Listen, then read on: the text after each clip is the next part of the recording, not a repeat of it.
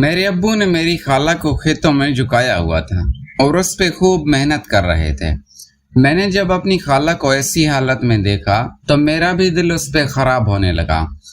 میں اب اسی موقع کی تلاش میں تھا کہ میں بھی اپنی خالہ سے اپنی پیاس بجھاؤں۔ میرا نام عمران ہے اور میری عمر 25 سال ہے۔ میری رہائش بہاولپور کی ہے۔ میرا تعلق ایسی فیملی سے تھا جو کہ ایک زمیندار تھی۔ ہم لوگوں کی کافی زمینیں تھیں، اسی لیے ہم لوگ گاؤں رہتے تھے۔ ابا زمین میں جاتے تھے اور کھیتی باڑی کا کام بھی کرتے تھے۔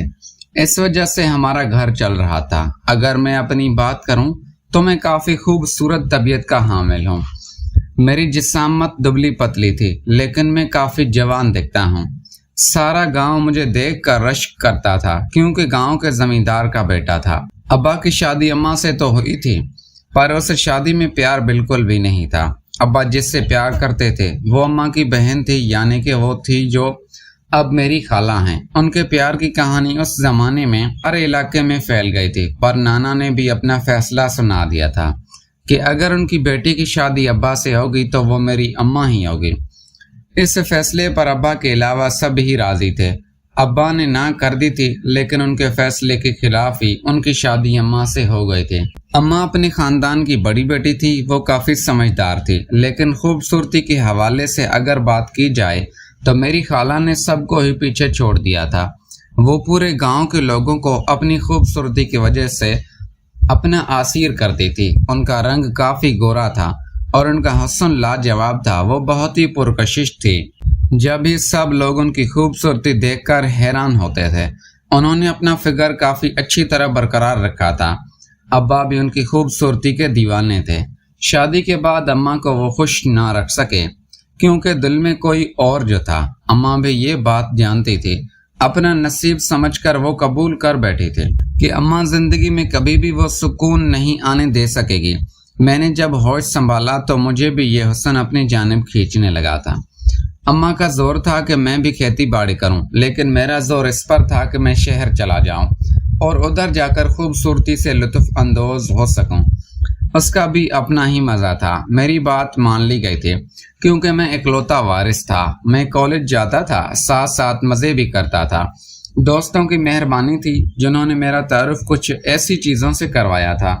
میرا اٹھنا بیٹھنا بھی لڑکیوں کے ساتھ ہونے لگا تھا۔ اب کالج میں کم ہی جاتا تھا۔ لڑکی جتنی بھی حسین ہوتی تھی لیکن وہ میری خالہ کے سامنے آ کر ہار جاتے تھے کیونکہ خالہ کی خوبصورتی کا کوئی جواب نہ تھا۔ میں بھی ان کی خوبصورتی کی وجہ سے انہیں تصور کرنے لگتا تھا۔ جانتا تھا کہ میری خالہ ہیں پر ابا ابھی بھی ان کی خوبصورتی کے غلام تھے۔ میں کیسے پیچھے رہ سکتا تھا؟ یہ سب میں سوچتا تھا تو مجھے اماں پر کافی ترس آتا تھا کہ اس معاملے میں ان کا کیا قصور تھا۔ انہیں تو مفت کی سزا مل رہی ہے۔ مجھے خالہ پر بھی کافی غصہ آتا تھا۔ میرے گاؤں میں جتنے بھی دوست تھے سب جانتے تھے کہ ابا خالہ کو ابھی بھی پسند کرتے ہیں، لیکن ابا کی دہشت اتنی تھی کہ کسی کی بھی ہمت نہ ہوتی جو ان کے سامنے یہ بات بول سکے۔ ایک دفعہ میں گاؤں میں اپنے دوستوں کے ساتھ بیٹھا تھا جب ایک دوست نے مجھے بات چھیڑ دی کہ میری خالہ تو کافی چلاک نکلی ہے۔ کا مطلب میں نہ جان پایا جب وہ کہنے لگا کہ خالہ روز ہی کھیت میں ابا سے ملنے جاتی ہے۔ میں یہ بات سن کر کافی حیران ہوا تھا۔ اس کی اس بات میں کتنی حقیقت تھی۔ میں نے دوست کو بول دیا کہ وہ جھوٹ بول رہا تھا۔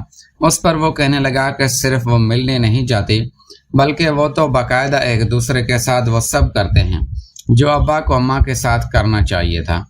اس کی یہ بات سن کر میرا تو میٹر ہی گھوم گیا تھا کہ اس کی یہ مجال جو ابا کے بارے میں ایسی بات کرے۔ پر دوست نے مجھے قسم دینا شروع کر دی تھی کہ اگر مجھے یقین نہیں ہے تو میں خود ہی یہ سب دیکھ لوں اور کسی دن کھیت میں چلا جاؤں۔ میں نے اس کی بات پر کان نہیں دھرے لیکن میرے اندر یہ ڈر بیٹھ گیا تھا۔ اگر ایسا ہوا بھی تھا تو میرا سارا انضام خالہ کو جاتا تھا کہ وہ اپنی اداؤں سے ابا کو اپنی طرف بلاتی ہیں۔ میں اس بات کو بھلانا چاہتا تھا پر اس دن میرا یہ وہم سچ ثابت ہوا جب میرا گزر کھیت سے ہوا۔ میں عام طور پر کھیت میں بالکل بھی نہیں جاتا تھا لیکن اس دن ویسا ہی ارادہ کیا تھا اور کھیت پر چلا گیا تھا۔ اچانک ہی جھاڑیوں کے بیچ سے مجھے کسی خاتون کی چیخ کی آواز سنائی تھی۔ وہ آوازیں تو کافی عجیب سی تھی۔ مجھے دھچکا لگا تھا میں اس آواز کو ٹریس کرتے ہوئے وہاں تک جانے لگا تھا۔ اچانک ہی ہلکی سی جھاڑی اٹھا کر وہ نظارہ دیکھا تو میرے ہوش اڑ گئے تھے۔ وہاں پر اور کوئی نہیں بلکہ میرے ابا تھے، اور جس کے ساتھ تھے وہ میری خالہ ہی تھی، جو اس حالت میں ان کے ساتھ تھی۔ وہ نظارہ دیکھ کر میں حیران ہو گیا تھا۔ خالہ کو گھور کر دیکھنے لگا تھا۔ وہ اس حلیے میں بہت اچھی لگ رہی تھی۔ ان کا حسن کا کافی کمال کا تھا۔ جب ہی ابا کا دل ان پر آیا تھا۔ ابا بہت محنت سے اس کے ساتھ کام کر رہے تھے۔ میرا دل خالہ کو اس حالت میں دیکھ کر مچلنے لگا تھا۔ شاید یہی ایک واحد وجہ تھی جو خالہ نے ابھی تک شادی نہیں کی تھی، کیونکہ اگر وہ شادی کر لیتی تو اس کی یہ والی آزادی ختم ہو جانی تھی۔ مجھے خالہ کا چہرہ تو بالکل دکھائی نہیں دے رہا تھا، پر سامنے کا وہ نظارہ دیکھ کر میرے اندر کی بے چینی بڑھنے لگے تھے۔ جیسے میں ابا کی جگہ خالہ کے ساتھ ہوتا، یہ سب سوچ کر میری طلب بڑھنے لگے تھے۔ ابا نے خالہ کے ساتھ جی بھر کر کام کیا تھا۔ خالہ تھک گئی تو ابا الگ ہو گئے تھے۔ خالہ نے کپڑے اٹھائے اور اپنا حلیہ بہتر کرنے لگے تھے۔ ابا فوراً ہی واپس چلے گئے تھے، جبکہ کچھ دیر بعد جب خالہ سیٹ ہو گئی تو وہ بھی واپس جانے کی تیاری کرنے لگے تھے۔ اس وقت مجھے کام تھا جب ہی میں واپس ہو گیا، لیکن میرا پکا ارادہ ہو گیا تھا کہ خالہ کے ساتھ اسی کھیت میں اپنی طلب پوری کروں گا۔ میں بھی وہ مزہ لینا چاہتا تھا جو ابا اب تک لیتے آئے تھے۔ میں نے بہت زیادہ زور دیا کہ کیا طریقہ اپناؤں۔ مجھے ایک راستہ نظر آیا۔ میں نے سوچ لیا تھا کہ کل ہی اس چیز کو انجام دوں گا۔ کل کا سوچ کر رات بھر مجھے نیند نہ آئی۔ میں کافی خوش تھا کہ وہ چیز مجھے بھی حاصل ہو جائے جن کے پیچھے نہ جانے کتنے لوگ دوڑ رہے تھے۔ اگلے دن میں اسی کھیت سے گزرا تھا۔ مجھے دور جھاڑیوں میں حرکت دکھائی دی۔ میں جان گیا تھا کہ آج ان کا ٹھکانہ یہ جگہ ہے۔ میں فوراً ہی وہاں پہنچا اور انہیں دیکھ کر پھر سے حیران ہو گیا تھا۔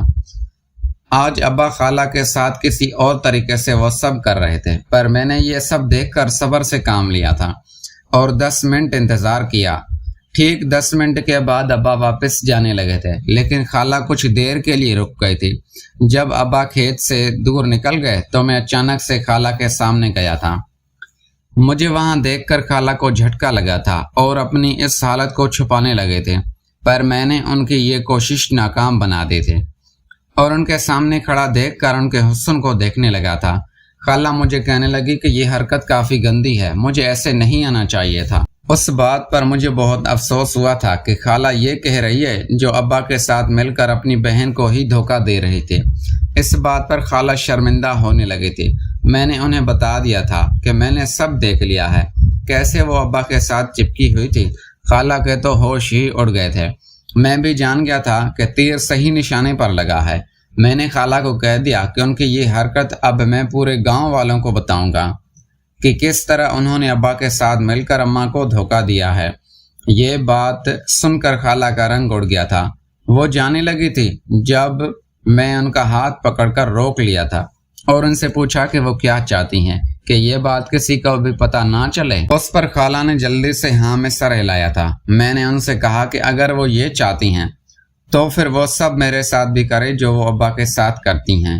خالہ میری بات پر حیران ہو گئی تھی، لیکن پھر کچھ دیر بعد ہی راضی ہو گئی تھی، کیونکہ وہ جانتی تھی کہ میں اپنے ارادے کا پکا تھا۔ ان کی اجازت دینے کی دیر تھی جب میں نے کوئی لمحہ ضائع کیے بغیر خود ہی ان کے ساتھ لگ گیا تھا۔ مجھے کافی سکون ملنے لگا تھا۔ میں نے محسوس کرنے لگا تھا